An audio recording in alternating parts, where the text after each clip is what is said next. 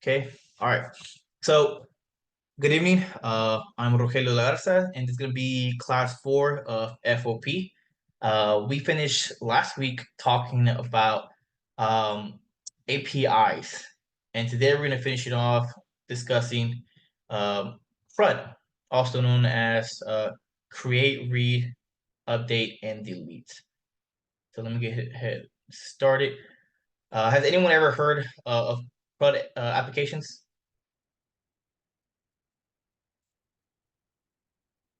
No?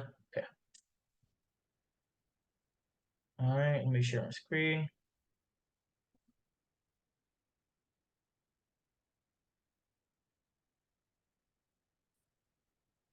All right, can everybody see the screen? The Yes. PowerPoint, I guess. All right, awesome. Yep. Sweet. All right, so it's gonna be lesson 6, CRUD applications. So what is a CRUD app? All right, so a CRUD app is a specific type of application that consists of 4 basic operations, right? As mentioned to you guys before, CRUD is essentially is an acronym for the 4 different types of things that an application can do.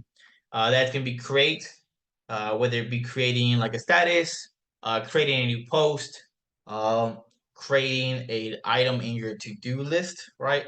I know one of you guys were looking at your some of the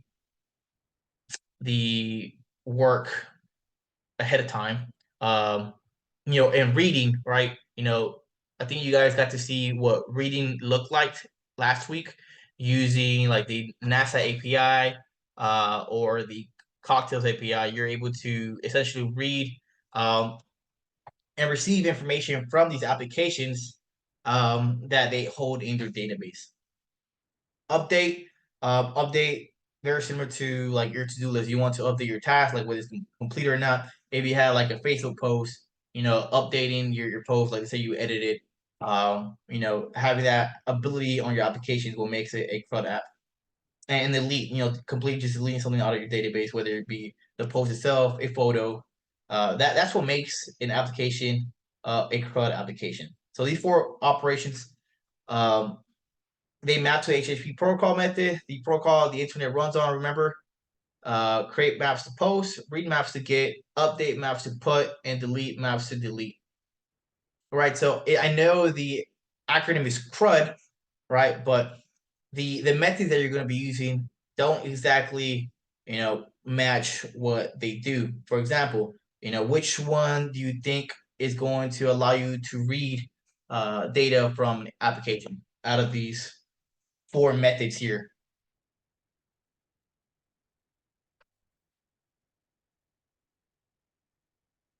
Going to be your get, right? So your get method is what's going to allow you to do the ability of reading information from your application. Uh, Now, for creating, if you were to create a post, the type of request you're going to make is going to be a post request. All right. If you guys remember looking through your Postman, at the very top of the URL on the left side, there was an option that said get, right? And that's pretty much telling that's the type of operation or request you're going to be making. And get pretty much is saying, hey, I'm going to go grab this information, like allow me to grab this information. Usually you have different parameters or headers that have like your API key as discussed prior that gives you access to those applications. And the left side just pretty much you can change what type of request you're going to make, whether it's going to be a get request because you're trying to read information, if it's a post request because you're trying to request the ability to, create something, create a new user, create a new post, create a new item, right? That's where the post request will come into play. Put, that's when you want to update something that's already been created, and then delete, pretty plain simple, just deleting that information. A Postman and API. So here's the example of a read request or a get request, as you guys saw earlier. So as discussed to you guys, at the very top of Postman, you have the URL, and to the left, you have the option to change the type of request you're going to be making. This specifically one is a GET request, which is going to request to the API the ability to, receive this information from there and then it's going to return to you in a form of a JSON format. So we haven't gone to databases yet, but you will have like an API to to your database where you can do more than just just read. You'll be able to add stuff to your database, update stuff from your database, and delete them as well. I don't think we're gonna be covering that in the FOP, but it will be part of the immersive program, so you'll be able to work with that. All right, so to the to-do list. I know Lee Jackson, you were like trying to get ahead of the game, right? You're a little confused of how to go about the to-do list. So we're gonna be doing that today. And the to-do list is going to be especially because we have some like new people here today. It's gonna be a code along. So when you guys get into the immersive program, you're going to do something called pair programming. You're going to have someone that's going to be coding, and then you're going to have somebody else that's going to be, essentially guiding, right? The person that's coding is going to be the person that's going to be steering, and it's going to be actually doing the coding, and the other person that's going to be guiding you is going to be watching you as you code and providing, constructive feedback of on your code. What's next. Maybe give you different types of options and whatnot. They're going to be able to see if you created a mistake, because sometimes with the code, we're thinking ahead of what we're typing, and you miss a quotation mark, a bracket, and you're wondering where your error went, or you misspelled something, right? Your variable name was like lowercase, but you put a capital letter in there, and that just messes it up. So that having that second person is going to allow you to see those mistakes when you're just focused on trying to get the code onto the screen. So we're going to do that today. I'm going to start off, and then for the rest of you guys who've been going through FOP, you're going to be guiding me on exactly how to go about the to-do list. So I'm going to require, for you guys to be a little bit active. Try to, don't hesitate to chime in and unmute your mic and say what you think is the next step or what we should do. I like everyone to contribute, but don't be afraid. There's no such thing as a dumb answer or whatever. Just let your ideas flow through, and if it doesn't work or whatever, we can check it out and we can talk about why it doesn't work. All right, so let's go ahead and do that today. Um, so okay, so this is the to-do list. He's talking to you about it. So we're not doing it yet, but okay, it's gonna. All right. So this is one of your assignments, but we won't start it just yet. So here on the to-do list, what kind of capability does these have, right? Essentially, a lot of the applications that you guys use nowadays are CRUD applications, right? The to-do list itself has, the read capability because it lets you read the type of content you have on your list. As you can see here, you have, prepare the monthly report, lunch with Zach. That is where read comes into play. The to-do list also has update, right? Updating the item on your list, whether it's been completed or not. Once completed, you see here, this application just cross it out. You guys will be doing that today as well. And then adding a delete feature. This is your delete request.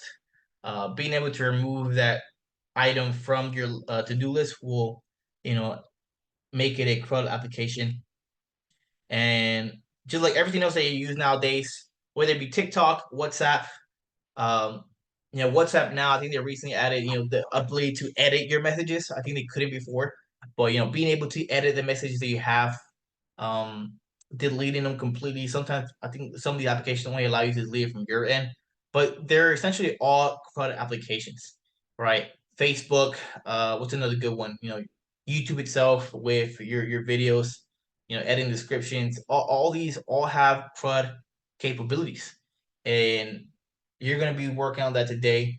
It's going to be a little bit more short scale in comparison to what you're going to do in the immersion program, but hopefully it will give you a good generalized idea of how CRUD applications work, um, and how simple it can be, to not overthink them. All right, this is a little random on the subject. We'll probably switch around this slide to a different type, but a word about tutorial hell. So what is tutorial hell? Who's heard this term before? Yeah. So, what do you think without reading this definition, or in your own words, how would you describe tutorial hell? Have you experienced it yourself? Yeah, I think I've heard it been used as like instead of actually trying to do something yourself, you're stuck on just watching someone else or learning about it, but not implementing it and just continuously finding yourself going from one tutorial to another. At least that's kind of what I've come across. Instead of a lot of practice, you're more just looking around. And I think it's kind of hard sometimes to remember to go back and try out things for yourself. Yeah. So we know with the definition, right? So let's start with the definition. It says tutorial hell is a metaphysical space where beginner programmers are sometimes consigned as a punishment for flying too close to the sun of learning. It's called hell, not because it's full of red walls, platforms you've got to jump up on a random plasma rifle ammo crates, but it's because it has no natural end. Now, what does that mean? So very similar to what you said, right? I think a lot of you guys probably been in this situation. If you tried coding prior to coming to Code, you found an interest in it. So what do we use nowadays to learn? We hit up YouTube. We'll open up a YouTube video and like how to do this, and you start off watching basic tutorials, and usually these are code alongs, and you code through and you'll do like a video, how to create, a first person shooter, and the video is like 3 hours long. So for 3 hours, you watch this video, you pause it at parts that you struggle with, and you code along. And then by the end of it, you have this nice, cool, first person shooter that you created, maybe a 2D version of it, very simple. And then you look back to it and you're like, what did I really learn? And then if you were to attempt to make this 2D shooter by yourself without any video, you will find you'll come to realize that you didn't really learn anything. Some things might have stuck, small things here and there, like how to set up a sprite sheet or whatever, or how to move your character, make your character move on the screen. But the overall like main meat and potatoes of the game itself didn't stick, and you come to find out that you haven't learned anything. And tutorial hell is essentially is a never ending loop of you just looking at different tutorials and trying to learn, and never really learning on your own. Uh, and that's where Cold Platoon kind of comes into play. They kind of, they sit you down with a curriculum and show you that map, right? And give you the resources you need, and then allow you to code. And that's kind of how programming is. You're not, if you just watch people code all day, you're not going to learn that way unless you get behind the screen yourself and you make those bugs and you debug those bugs, and you find out why something doesn't work. You're never going to be a good programmer. It's hard to learn just by watching videos. So just keep that in mind whenever you're thinking about your coding when I and once you graduate through Copatoon. It's important that you guys keep your skills sharp. Don't think that just by watching people coding one night you're gonna get better. You have to do the work yourself. Um, and that's what tutorial is. All right, so here's the actual student practice itself. Chris, is your first time here, but you should, or do you have access to the repo with the lesson? Yes, I did. Yeah, I followed the last week's video. So like I have my terminal and VS Code with the cloned repo of the lesson. So yeah, I should be fine. Okay, awesome. Yeah, so I'm gonna go ahead. I'm gonna open this up and we'll start. Don't hesitate to code along. Go ahead and open up your own as well, uh, and code along with me. And as we code along, if we encounter a problem, go ahead and attempt it on your end. See if it works or not. If the solution that we're currently on, like why doesn't it work, and see if yours works better. There's a million ways of doing stuff, and you might come to find out that maybe your way might be better than ours. But let's go ahead and start that up.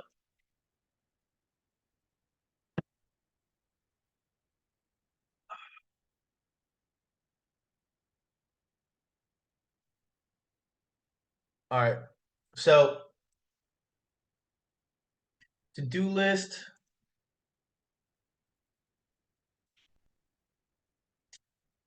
All right. So we're gonna complete the following exercise. We haven't done it. Let's see. Okay. So we have to build a replica of the to-do list pictured in the to-do list.jpg using HTML, CSS, and JavaScript. Can everyone see my VS Code? Yes, Yeah. just get a head nod. Okay, awesome. All right, so as shown in the slides, this is the to-do list that we're talking about. We're gonna attempt to recreate as close as possible as we can on this to-do list. Now, we're gonna start off. I'm gonna get us to a certain point, right? And then once we get to that certain point, what I'm gonna do is we're gonna break off into teams. Today we have 2, 4, 6. We have 8 people today. So I think what we'll do is we'll break up into pairs of 2, right? And we'll go into our individual groups, and you guys will start off either if you code it along, you can continue from where you left off, or you can start off from the scratch, whichever one you go with. I know different people have different learning styles. When I was going through, some people would code along with the professor, and I couldn't do that. The moment I fat fingered a key and I created a typo, and I'm trying to go back and find this typo. By the time I figured it out, the instructor was like miles ahead of me, and I would just get lost. So personally, I can't code along. So if you guys can't, that's okay. Just make sure you guys pay attention if you can. All right, so we need to create an HTML and CSS JavaScript to-do list. Your to-do list should be able to utilize CRUD, which is going to be to create, right, a to-do. We should be able to read that to-do, update it by having a strike through or a completed to-dos. And we should be able to delete a to-do. All right, so have a trash button. All right, easy enough. So we already have our JavaScript. We have our HTML and our CSS. We don't really need the CSS right now, but it's okay. So what's first things first, right? We have empty files. There's nothing here. What's the first thing that we want to do? Who can start me off? Exclamation point tab. Exclamation point tab. Awesome. Yeah. So we want our boilerplate for our HTML document. So we're gonna put exclamation mark and then press tab. That should autofill the boilerplate or template. Go ahead and call this. I'm gonna change the title. I like changing my titles to do list. All right. And then what's the next step? So we got our boilerplate. We want to make sure we can see what it looks like. What does a to-do list looks like? Okay.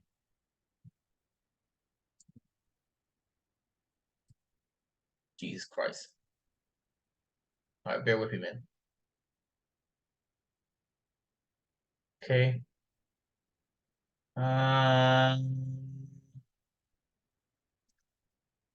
Okay.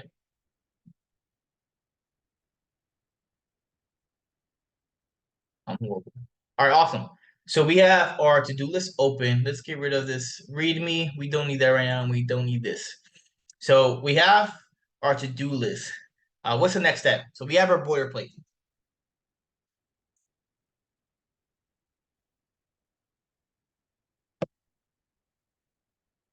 What else we gotta do? I mean, I just started on this as you were talking. I started by putting in input elements and a button to submit input. Okay, yeah, we can do that. So we want to essentially, there's two things that essentially that come first. You can either go straight ahead and start laying out the foundation. I'm a very visual person as well, so yeah, I'm the same way too. So we can go ahead and start putting, the title and the input and the button and whatnot. Before we do that, let's go ahead and link our JavaScript real quick. Make sure everything's connected, and link our style.css. All right, so before we even start working with style, let's make sure everything's connected and they're talking to each other. So which is the first one we should do and how? Yeah, so after your metadata, do link rel equals style sheet and then href whatever dot css. I don't know if it'll be style dot css for you. And Style then sheet, and yep, then href href is style going dot to be, css.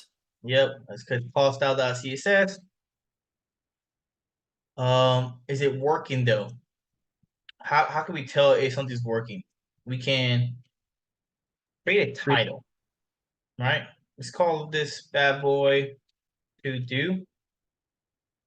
And if we put the H1, we can see that the link server is talking to our HTML. We want to make sure that our style CSS is working. So how can we do that? Let's go ahead and manipulate our header. What can we do to see if it works? Just do H2 or H1 color red. Color red. Yeah, I'm fine. We can do that. Color red. Awesome. So let's talk. I know it's working. Cool. So I know it's working. My style.css is working. Now, how about my JavaScript? How can we link that and check how it works?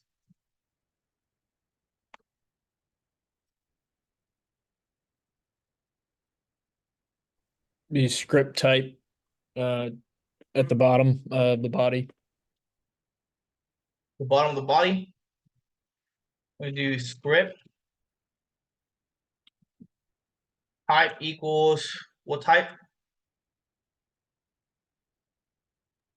Text or JavaScript. Text slash JavaScript. Yep. But is it working? How do we check if Yeah, it works? you gotta add the source and Source, then right? give it the path to find the file. Yeah. Source, and then we want to give it the file location. It's going to be our app.jss. Awesome.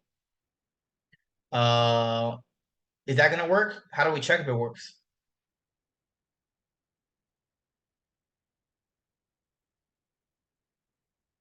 We can console.log, right?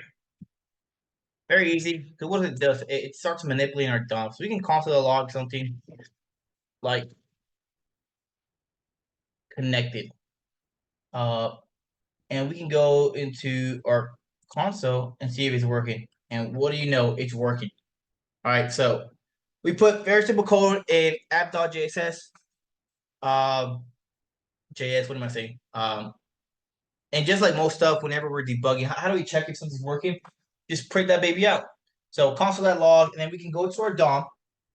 We go to our web page, right click, do we go to inspect, which will open up our DOM, go to console, and we can see the stuff that we're printing out. And Lord and behold, it is working. So awesome. So now we know that these bad boys are talking to each other. And now I think it's a good idea to start laying our foundation, just like I believe Coswell said, David said. All right, so we got the title of our to-do list. Go ahead, just call this to-do list. And you said set up maybe some input.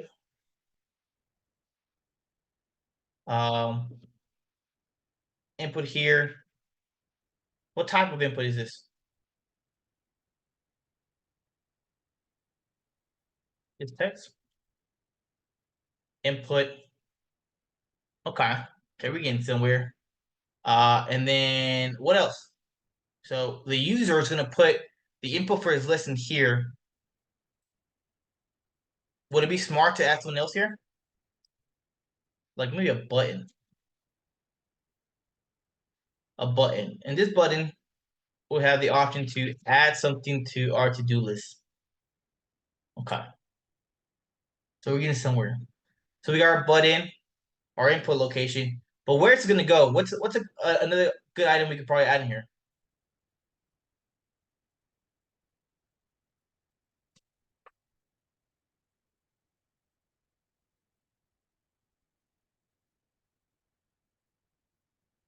What do we want with this input? What do we want to do with it? I'm gonna add it to a list. Yeah, we want to add it to a list, right? And usually when we hold stuff, we like to separate it into little boxes. So we can do something like section, right? Or we can do a div. And then in the div, do we want to have what kind of list? An order list or an unordered list? Does it really matter? Oh, really? Okay, use a preference. So we can just use an unordered list. Is this working? Low? Yeah, it's working. So we want to make an unordered list. Was I that? mean, you don't need numbers. I mean, I don't know. Yeah, I mean, you don't necessarily need it. I mean, it depends what the list is, right? For right now, we just want to have a list of stuff that we can do. And just be able to delete stuff from there, update them as needed, but no specific order. Just we know that by the end of this month, all it has to be taken care of. Cool. All right. So we have a little, some of a template. We know that below this button in the input, I have an area where we're going to put the user input. Now, how do we go about it? Who can tell me what the next step is going to be? Be a JavaScript function. Yeah, maybe a JavaScript function. So we want to start making. Ooh, okay, stand by. My family just got here. Let me lock the door. Sorry, I got a newborn. He gets kind of crazy.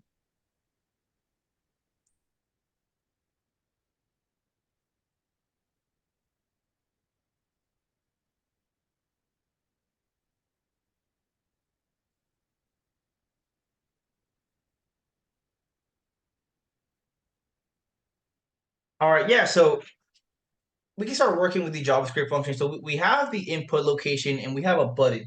So we can start manipulating that and see how that works.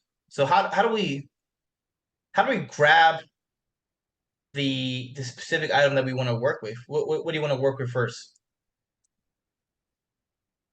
Add an event listener to the submit button or the add button.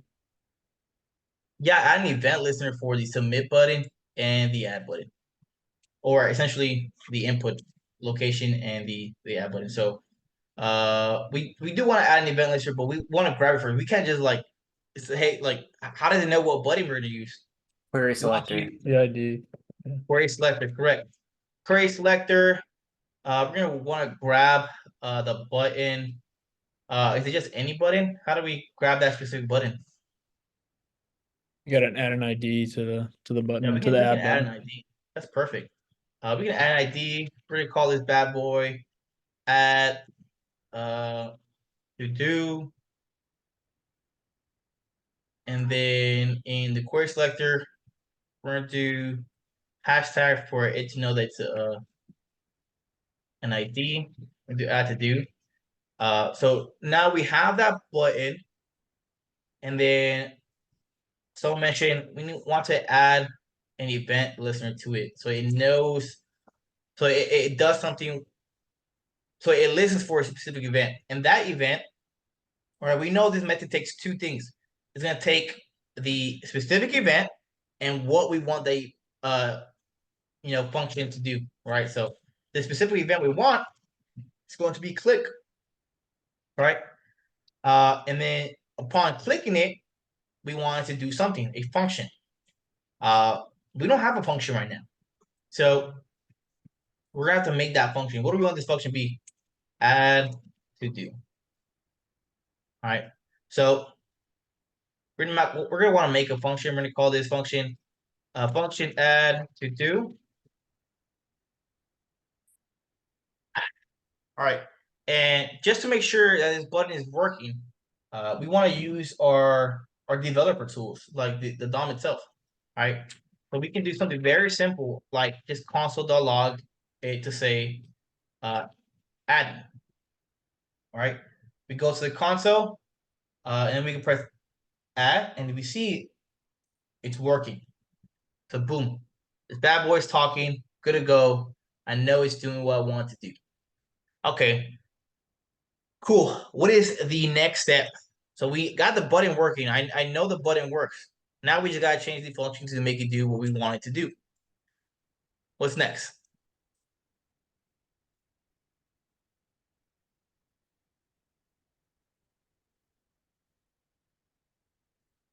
Do we start grabbing the input the user puts in the text box? Yeah, we're gonna want to grab that input. So once again, we need to grab that information, right? So how do we grab this? Very similar to how we did the button, right? We can do document.query selector. We want to grab that, right? So how do we grab it?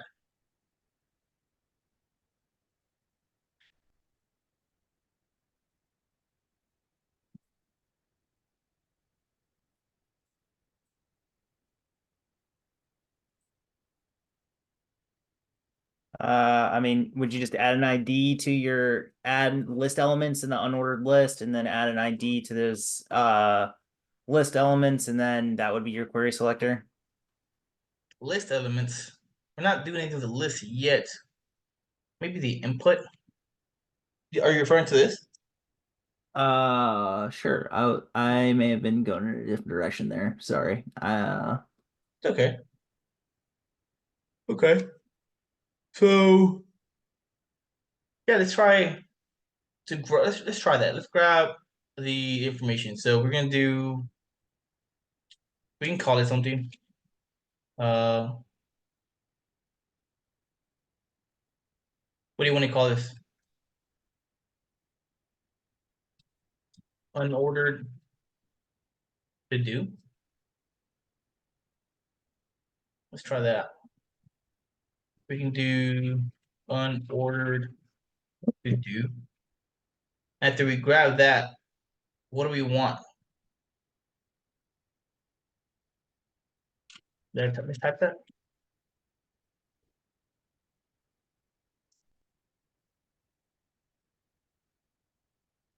Actually, we can just name this one. We'll name it to do. Simple. Naming convention can be very important in the long run when we work with others. We just call it to do. And then what? So we have that input now, right? In theory, we have that input. Now, how do we grab the information that's in there?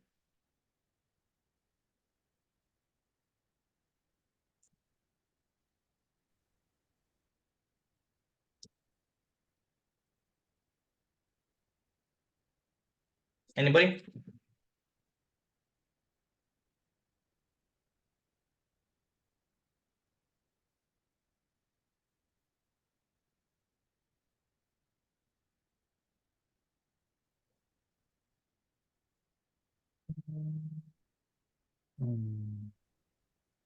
We have grabbed the information from that input. Could you save it to local storage? Could you be like local storage dot set item, like to-do list items, comma, document dot query selector to do? Maybe I feel like we might Or you could just do intertext. That's fine. Yeah. I feel like we don't have to overthink it. We can do intertext, or is it value?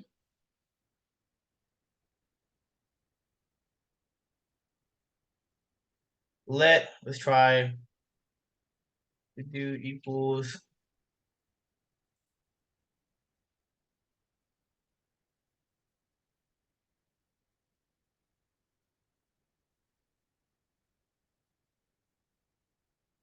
Why is it not working?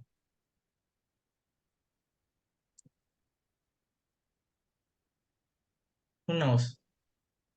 Why is it not working? There's not a value. It's not a value property on the input box. So it's in there, but it's not showing it. It's showing something, but it's blank. Right? Why is that? See, we know it's printed something out. It's console.login to do. To do is empty. what if we move that here? Oh, damn. Wow, okay, there we go. Now it's doing something. Why was that? Why was it not doing something?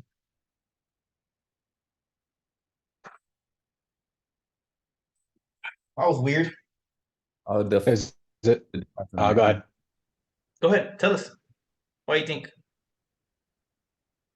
I was gonna say because it's not inside the function. Yeah, Just it wasn't recognizing the to do. it wasn't recognizing the do, right? The scope was in a different area, so it didn't work until we moved that bad boy into the function. So now we're actually receiving the information from the input. Now it's doing what we want it to do. All right. Okay, I'm glad we got that. All right, cool. So we know button's working, and we know the button works. Okay. So we know the button works already. We have access to what that information is. So now that we have that value, what do you want to do with it?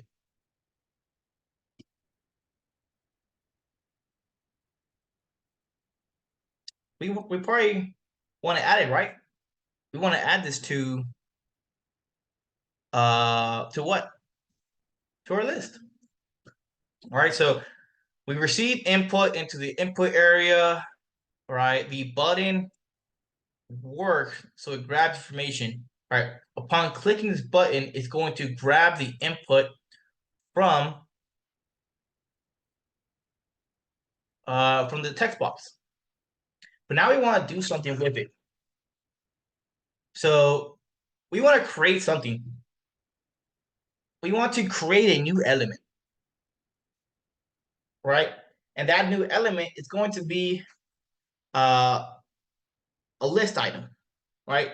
So we can do let new to do is equal to document dot create element, right? This method here should allow us to create a new element, right? Create element, and then we're going to tell it what kind of element we want it to be. And we're going to call this element li, right? Because we want to create a list element, right? So there's a lot of more different commands you can use with document, but with document you can do a lot of stuff. You can do create element, create event. We're gonna be able to append a child. What is a child? All right, so essentially the way this works is that the way that the elements work is there's parents and there's children, right? So how do you know which one is the parent and the child? So the it's pretty much nested. So if you look at the elements, how are elements formatted? We have a body, right? The body is a parent, and its child is going to be the H1 element, right? The input, the button, it also has a div child. But what does the div have? The div has an unordered list child. So who is the parent to the unordered list? The div. The unordered list is going to be the child. And then we're going to want to add a list item here. Essentially, we want to be able to manipulate the HTML elements, and we want to be able to add a list here, right? That's essentially what we want to do. And then we want to grab the input that was placed into that to-do bar and add it as a list item. So that's what we want to do. So we're going to create an element, and we're going to call that bad boy new to do. And now that we have new to do, you might be thinking like, why don't we just create it and then immediately just, change its functions and whatnot? And it can get very complicated that way. Sometimes it doesn't like when you create it and manipulate the content in it in the same line. So we're gonna go ahead and just do it down here. We're gonna do new to do, and then we're going to do, what do we want to do?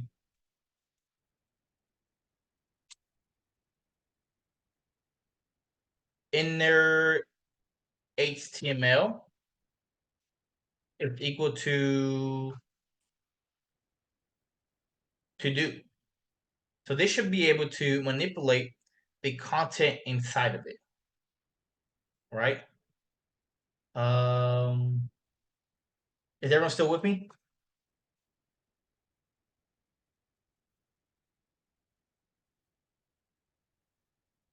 Yeah? Yeah, so they should be able to manipulate the content inside of it. What's next?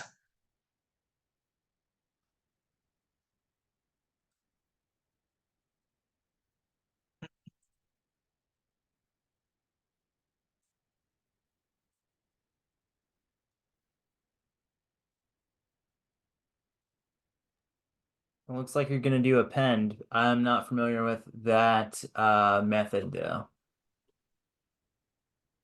Yeah, we're gonna want to append it. We want to essentially add that element to our unordered list. But how do we do that? Who can take a quick guess?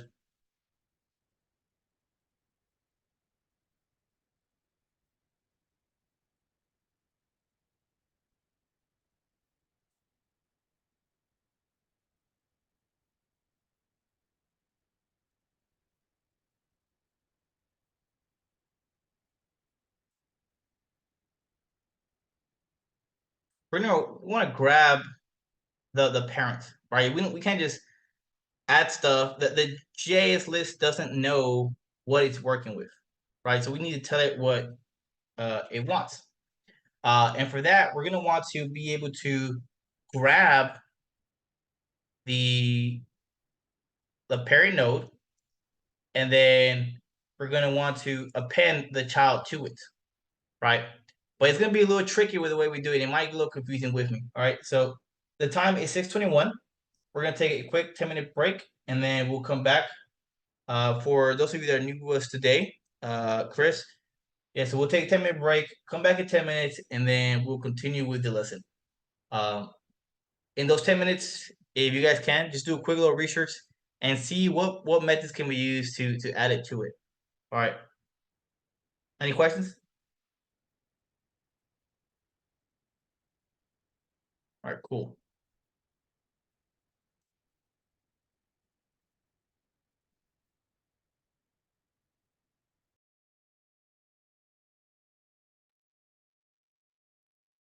All right, welcome back.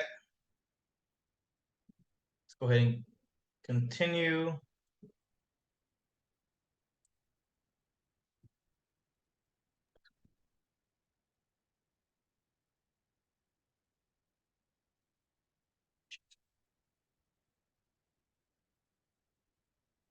Okay, awesome. All right, so where we left off, we were discussing the to-do list and adding a child to our unordered list, right? So we have the input, we have a button, and we know that when we click the button, it's going to receive the information because we got query selector, we grab its value, we assign it to our variable to do. So we have that information. But now we want to make sure that we add that to our list. So we created an element called li for list, and we added that to new to do. And afterwards, we assign that HTML info the to do. Therefore, whatever was put into the input bar that was assigned to this variable is not going to be assigned to the list. But the next issue is how do we add this to our unordered list? So who can give me an idea of how we can do that? I'd like to try. Okay. So I looked up so document query selector. So basically using the append child, and then like the what you're gonna put in like for append child is that new to do, the one the HTML we used, if that makes sense. Yeah. Yeah. I mean, the answer are pretty much there. Good stuff. The only thing we gotta do is just like mentioned before, the JavaScript doesn't know what you're working with, so we need to grab that unordered list, right? The same way that we grabbed the to-do value from the input, right? So how are we going to do that? We want to grab the to-do, right? So how do we do that?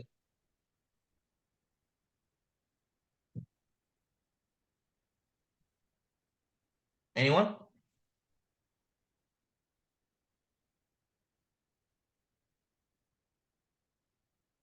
Query selector. Query selector, exactly, right? So we're going to create a variable. We're going to call that our unordered list. Unordered list. And we're going to do document dot query selector. And then we're going to grab that unordered list. We're not going to use an ID. We could have had multiple lists, but we'll just keep it simple for right now. And we're just going to grab that unordered list and assign it to this variable, right? So now we know that we have access to this unordered list in our div. Essentially every unordered list, right? But we only have one right now. If you try to get more specific and get other lists, of course you would add IDs and whatnot, and you would specify a little bit more. But we'll just keep it very simple right now. We're gonna grab that. And after we grab that unordered list, we're gonna want to add a child to it. So we're gonna grab that unordered list, and we're going to add our child. We do a dot append child, and just like I believe what was his name, Chris. Just like Chris mentioned, we're just gonna give it our new child, which is gonna be our new to do. All right. Now, if done correctly, it should say, let's say, clean the house. We should be able to press add, and it adds our child, right? Just the same way that we demonstrated earlier when we created that in our list and we checked it out. We made a list item called it hello. You saw it populated our list item inside the div that we created in our unordered list. All right, and here it is. So very simple, right? We added the child, but this doesn't look exactly like the picture that we were discussing earlier. This doesn't look like this. So what are we missing? Delete buttons on the appended items. We're missing a button, right? So let's get rid of this, close it up again. So we're missing the delete button. All right, so now you guys saw how we create a new element and we add it as a child. So who can walk me through how we can do it for the delete button?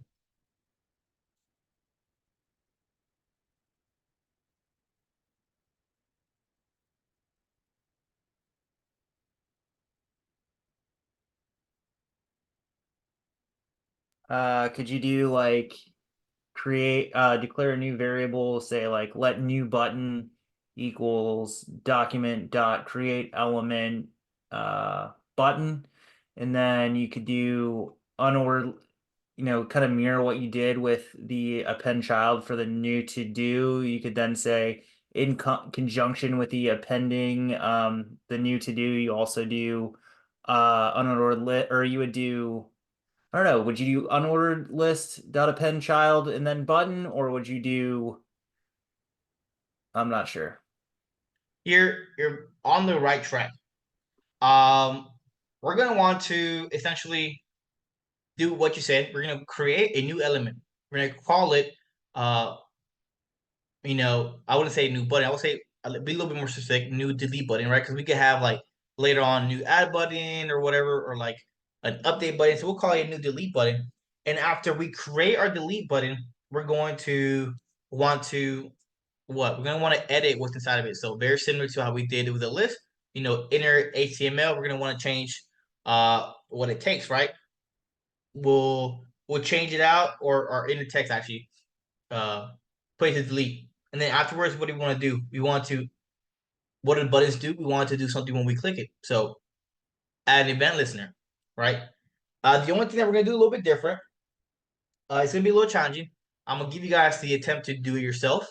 is essentially how are you going to delete something, right? So I already talked to you guys about how you can add something to it by grabbing that element and then manipulating that element, right? Because once again, the JavaScript does not know what you're working with if you don't grab it. Okay, that's what we assign stuff to variables. That's what we do query selector. What does query selector do? It grabs all the elements, right? And it selects specifically what you're asking it to select. That's what it's doing, right? So read it that way. There's another method that it uses very similar to query selector. It's called get element by ID. It does very similar to what query selector does. It grabs the element by ID, and that's what we do here. We grab stuff and we mold it and then give it back. That's all this is doing. So whenever we want to add something new to a new element, we want to grab the element that we want to work with, manipulate it, and then give it back. All right, so same thing here. Whenever we want to delete something, guess what we're gonna have to do? We're gonna have to grab that element and then delete it, but it's gonna be a little tricky, right? Because we're gonna want to delete the element that the button is inside of. So how are we gonna do that? The easy way of doing it would be to grab the button, right? And then grab, it's very similar method. It's called parent node. Grab the parent node of the button, which is gonna be what? The unordered list, right? And then after you grab the unordered list, now you can manipulate the list itself. So I'll give you guys that challenge to see if you guys can figure it out. We won't take too long on it, but I'll let you attempt it. So time is 6:39. We'll break up into groups of 2. We'll reconvene around 7:15. I'm gonna be bouncing between rooms, right, and assist you guys if I can. If I don't come to you yet, it's because I'm busy with another student. Okay, so we'll do that into teams. Give me a second to split y'all up.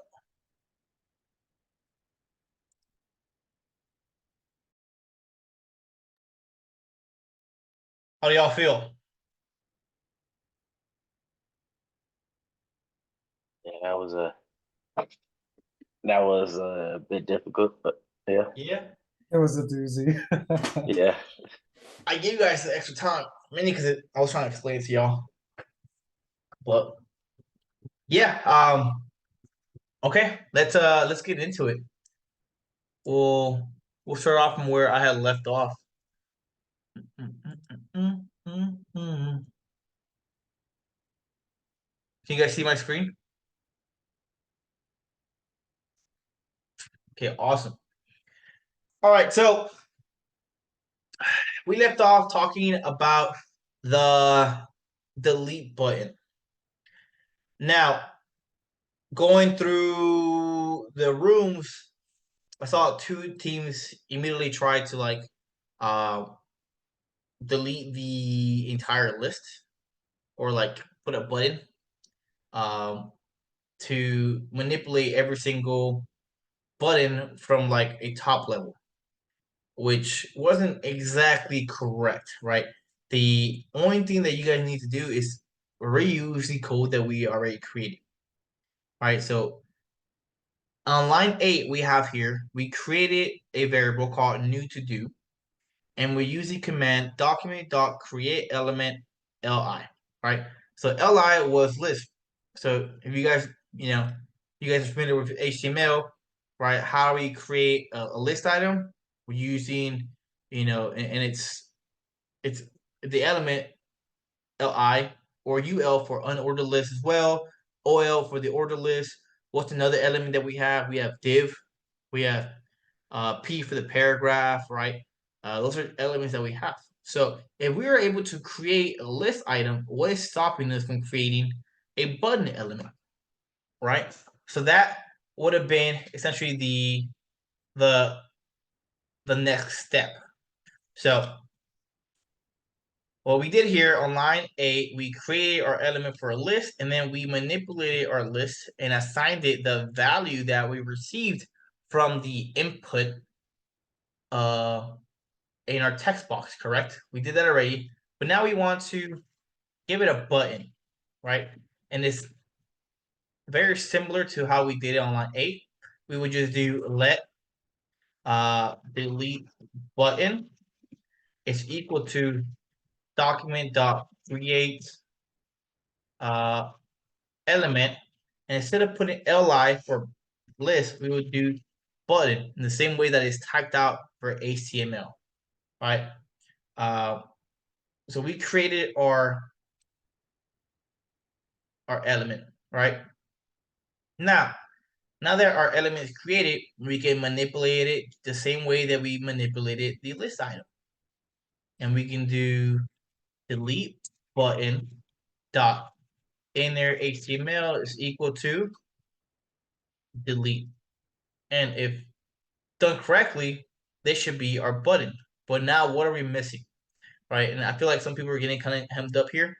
Is how do we add it to that list item? All right, so our overall list is right here. We can't see it because it's a div with nothing in there, right? So we go back to HTML, we have a div. Inside of it, we have UL for unordered list, but it has no items. So here, there's a div. It's very small because there's nothing in there.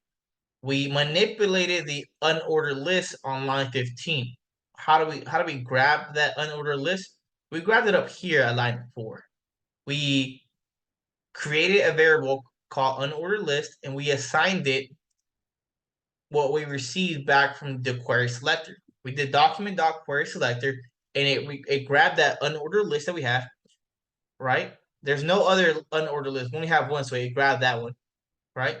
If there was more, we could have done an ID, but we only did UL to grab that one unordered list. After that, we did the method called pen child, right? And it takes a variable. It took new to do, right? Where's new to do coming from? Right here. We created that list item, and that's how we added that child. So in the same manner that we added a child to the unordered list, we can add a child to the list item. So it's going to be new to do dot append child, and we're going to give it that new delete button that we just created, right? So we come over here, we can create a new item called clean and add it to our web page, right?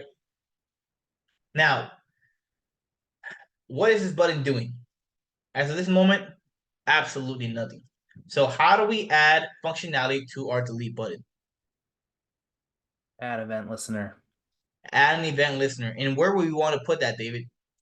Where in our code? I would say line 13. Yeah, line 13, right? We create a to-do list. Let's keep it here by itself. Then we put a space. We spaced out our stuff. Let's put it here. We created the delete button prior to appending it to our to-do item. So we already have that button. We don't have to do document.query selector or nothing crazy like that. Why? Because we created that button in this code, in this function already, and we assigned it to the variable called delete button. So we don't have to do query selectors to grab it from somewhere. Right, and I say that because some of y'all tried doing that. There's no need for that. We already have it. So we can do delete button, right? And just do add event listener. And as talked as before, add event listener takes 2 arguments, right? What's the first one that it's going to take?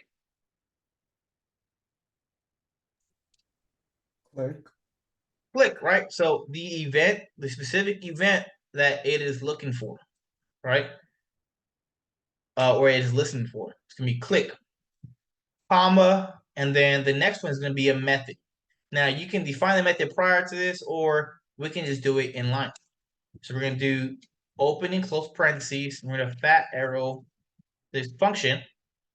And to ensure this button is working, we can test it out. Deleting.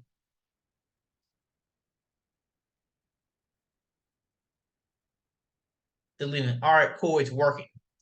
Now, how do we delete the entire list? All right, here where some people were having some issues. I taught one way, but David taught me a very simple method. So we're gonna go this method, right? First thing first, we want to grab the item that we want to delete. So what we're gonna do is we're gonna do let list item is equal to delete button dot parent node, right? And now what that's going to do for me is it's going to grab whatever this child belongs to. So in the same way that we're able to work with the child, we can work with the parent, and that's what this is doing, right? It's grabbing, it's saying, hey, this is the delete button. It is using the parent node method to grab its parent. Who is a parent of this delete button? It's going to be the list item, right? That list item, we're going to remove it by doing something as simple as list item dot remove. I believe this is how Baby did it, correct? Correct me if I'm wrong. No, I just straight up new to do dot remove. Oh, okay. All right, that's dope. Or even better, new to do dot remove. All right, mine was a little bit more complex than this. His a lot more simpler. The new to do dot remove. And this should do the trick. Awesome. So I'll show you guys what I did so you guys have an idea of what I did, of why it was complicated. Essentially what I did is I created a list, I gave that list item, so I was able to grab that specific to do. And then what I did was I grabbed that list item, and then I called for its parent node, and then I removed its child. And then in there, I call the list item. So a little bit more complex. Essentially, what this is saying is the delete button, I want its parent. Who is his parent? The parent is going to be the list item, clean. Okay, now that I got that list item, I want to grab his parent. All right, who's the parent? The unordered list. All right, now that I got the unordered list, I'm going to call the method remove child. And I'm going to pass it list item. So I'm removing the list item from the unordered list, if that makes sense. So it went up a couple more levels. But thanks to David, he taught me something new. So we can just do something as simple as a new to do dot remove. And that seems to work. All right. Sweet. But that's the beauty of research, right? Which is why I tell you guys is go out there and just like do some research on your own. A lot of times you'll find nice and cool and easier ways doing stuff. There's just so much material out there. But there we go. So that's our delete button. Let's see how much it does. So it takes clean, bathe the dog, take medicine. Right, we're able to add different items and delete all three of them. All right. Are there any questions up to this point of how something was done, why it was done the way it was done, or anyone did something different, like in some shape, way, or form differently? I have one, Roger. Sorry, I didn't realize my video was off. So I did the same dot remove method. But could you go over that the way that you did? Is that better? It seems like to me doing the parent node. If you were storing every list item like in local storage or sending it to a database, like like on notes on iPhone, right? Like if you delete an item, you shake it, you hit undo, it brings the item back. Is that if you remove it, to my understanding, you're just completely removing that entire element, the button, everything, it's just gone from the HTML. Is that a better way? Is that maybe a reason to do the parent node way to Um, preserve that or no? let's do some quick research. I'm not quite sure. HTML.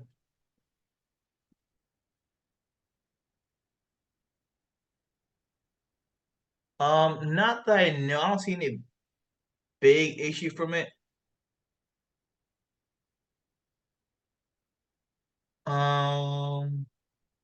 Here, if you think about it, this one is just straight up removing an entire element. Right. Because we know what the where it's at right here.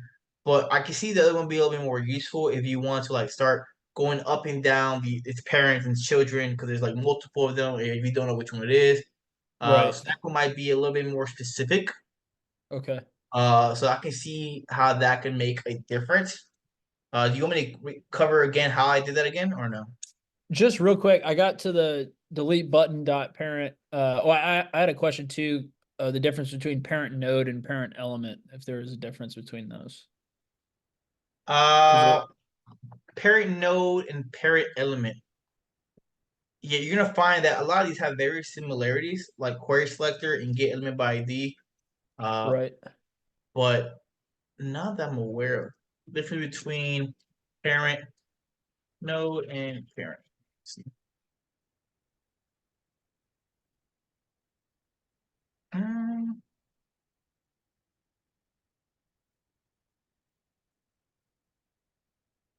The only difference is when a node's parent is not an element. Okay. But no true difference. It also looks like it also varies on what web browser you're using. Browser, yeah. Yeah, so I wouldn't overthink it too much. Okay. But yeah, so back to how I did this one. Essentially, I wanted to grab the parent of that delete button. So I did let Mhm. list item is equal to delete button dot parent node, right?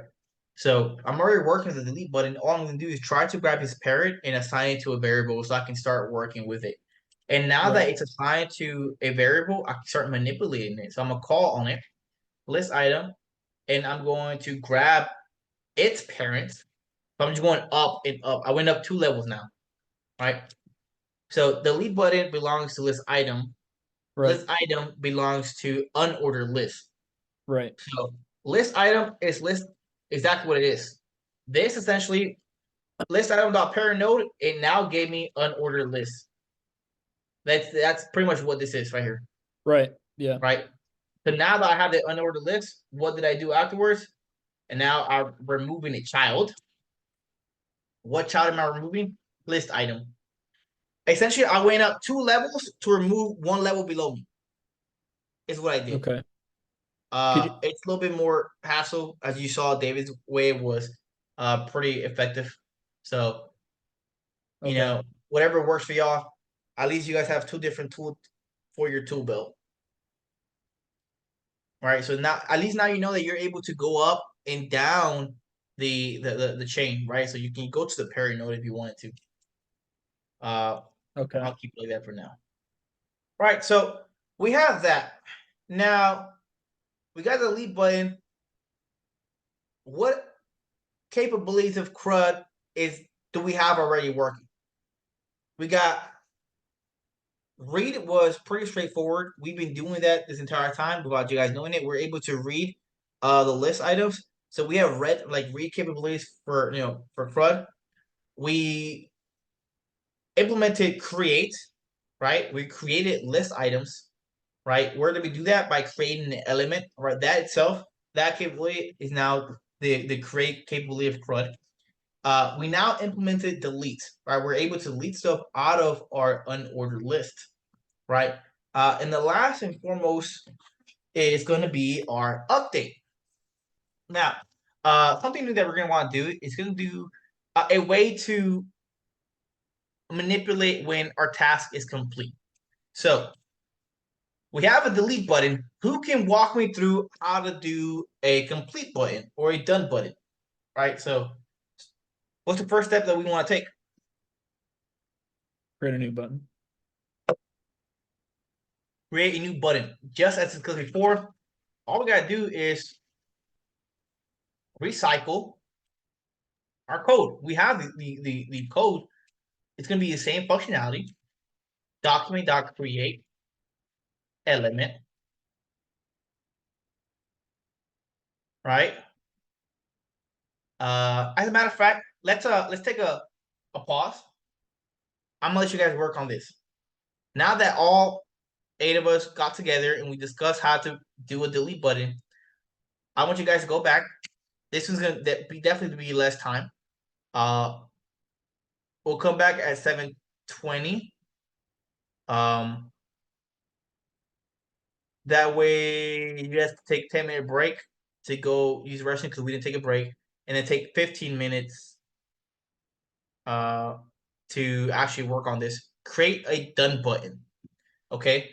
Once you're done button, I want to make sure that the button, once you click it, it should do something to the list, right? So it should be able to scratch it off, right? Or like a dash through it. You know how you ever seen like text that has like a line through it? Find a way how to do that, or change the fonts, the background of the font.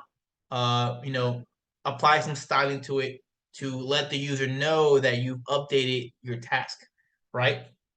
And if time permits, give it a little bit of CSS, right? Try to make it as close as possible to your the image that we have in the folder. Okay. And then afterwards we'll reconvene, and then I'll have one of you guys walk us through it of how it went. Okay. How does that sound? Stop sharing. Okay. All right. Does anybody want to demonstrate theirs? Talk us through exactly what they did. And just show us any CSS.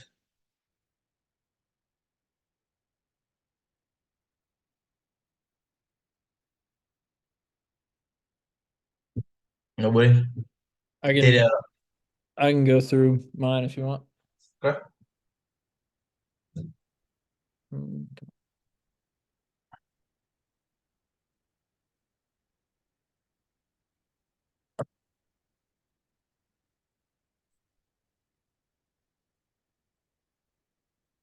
All right, so hold on, let me get rid of some of this in here. I was trying to mess around trying to get a label on a checkbox, and I was not successful.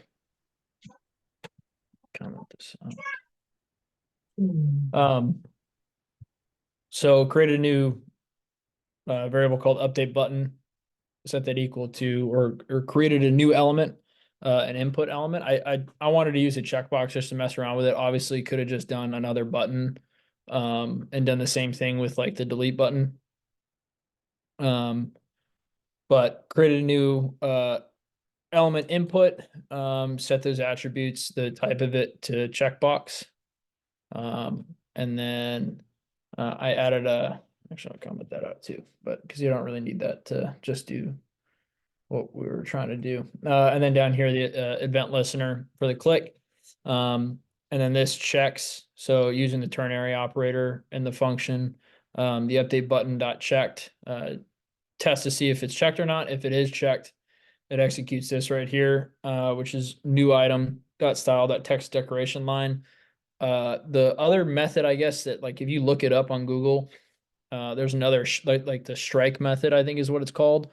But I guess that's not up to date. That's not best practice anymore. So this is what I found, and then it's specified as line through. And then if the button isn't checked, then there is none. So if we go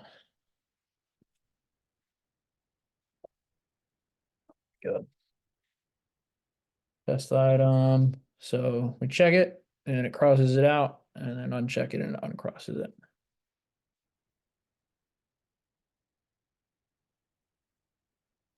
That's pretty good. That's nice. I like the checkbox.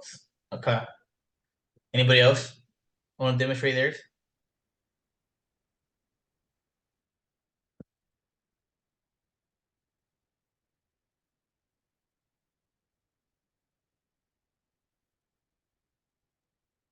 Okay. So that is going to conclude the lesson for today. That was the only assignment that we have for applications. Do we have any questions at all whatsoever about what was covered today? At all? I do have a question. If anybody has an idea how, like how you would add a label, like if anybody remembers on, actually, mind if I just share my screen again real quick? Yeah, I do believe a label might be more of a. I think that it's its own tag. But go ahead, show us. That's what I was trying to figure out. Because like I pulled up because I knew we did it in the Pokemon one. And right here, there's a checkbox, like the shiny checkbox for the Pokemon, whether or not it's shiny. It has, and this is the HTML type checkbox ID equals shiny, and then label for the ID of shiny is the text shiny. And so I was trying to figure out how to like get a label on like the checkbox to like let the user know what the checkbox does. So it's not just random checkbox. It would be like, hey, this like crosses out the task, or like done, like a done button or whatever. But I couldn't figure out. I try to like update. I gave the button ID, but I tried to create a label variable, like create a new element label, and then add that to the update button, but it didn't do anything. I'm looking at my code for the Pokemon, which I think worked. And I set name equal to shiny, and let me open it up real quick. Yeah, that added a label to it. I don't think it should be in your. Actually, yeah, you're right. Label. So you're saying are you saying you added that in the HTML or in JavaScript? In the HTML, but you could like set attribute, or what is that the method you used for your cross out? You use that at some point, right? You do Yeah, set yeah. attribute name equals like whatever you want it to be, or name comma whatever you want it to be. You have to link it. With the for is to link it with the ID of whatever you're trying to link it with. Right. Yeah, that's what I was trying to figure out of how to do that. I would assume the same way that you did the set attribute type, you would do for, and then Okay. give it the second argument you should take. If I'm correct, it should be the ID of what you're trying to assign it to. So if you're trying to give a label to it, so where's the label at? Where you created a label? I just deleted it, Okay. do that. Yeah, so you create a label, and then it shouldn't be label.inner text. It would probably be label.set attribute, and then give it instead of type you might want to give it for, and then make sure that the second argument you give it is going to be the ID of whatever you're trying to link it to. So this you're saying parentheses for, for, and then put comma after that, after the parentheses. And then that second argument should be the ID of whatever you're trying to link it to. You're trying to link it to a button. Am I correct? yeah, the update button, which I set the ID equal to update. Yeah. If it's an ID, I don't know if it's gonna take just update. It might take a hashtag and then update. Oh You yeah, know how you're right. Yep. Yep. Yep. That Or might update. work. Or Mhm. update. Would it be label For or what? no? Would it be label or name? For what? To set the Oh, I see what you mean. so like I'm creating the label. Like that's what that's what I'm Oh, I confused see on. what you mean. Okay. Let's check that out.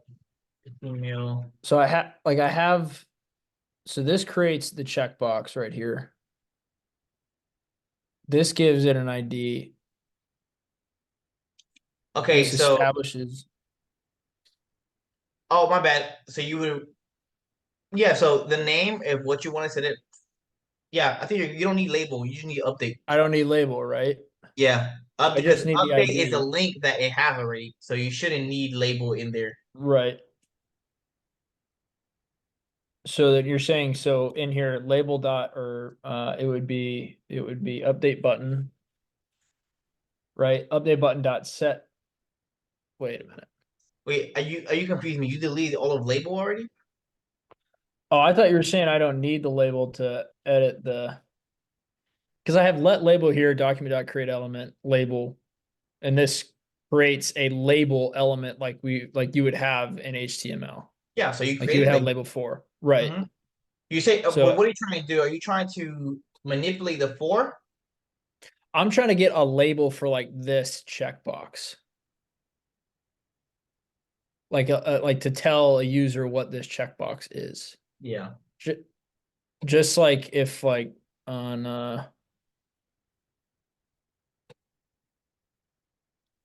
I'll show you. So like shiny has a label. Like Yeah. this check. Well, you would have to link it, and that's what you're doing with the set attribute. You're linking it with a 4. So you create a Okay. label, cool, and then make sure it has an ID. Does it have an ID yet? The label doesn't, but Okay, that's fine. But the the update button button does. does. So you Yeah. set so in the label dot set attribute in the parameters, remove label. Okay. You don't need that, Gotcha. right? Because you don't need to Right. specify anymore because you already did that with hashtag update. Now it's linked to update button. So remove that. All you need is 4 and hashtag update. That's all you need. So you can remove that comma and that quotation mark. And now Label. see if you can change the the text, right? So label dot uh change, or what you call it, inner XML or inner text. So I just leave this though. Label Yeah, dot so set that's attribute. fine. Yep. It's linked. Okay. It should be linked now in theory. So let's go label dot Dot inner HTML or inner text. Let's see which one works. And then type in done. done.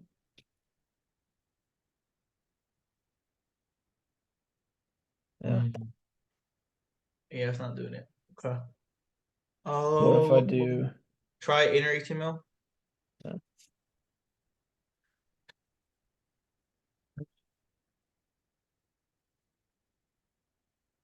That's what I'm so confused about. Is like it seems like that Yeah. should work. I was thinking though, if it's so let label document dot create label. Can you set multiple attribute? You can set multiple attributes in one dot set attribute like method, right? I don't believe so. You have to do another set No, attribute. Yeah. you do.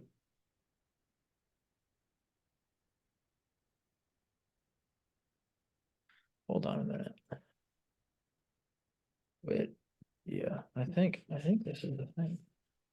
This is a 4. Take off the I think you can combine them like that. I think you can say for update.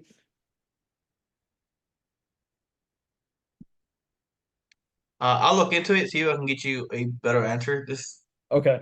is interesting. I like it. Okay. Um, so tomorrow we are going to begin our introduction to Python.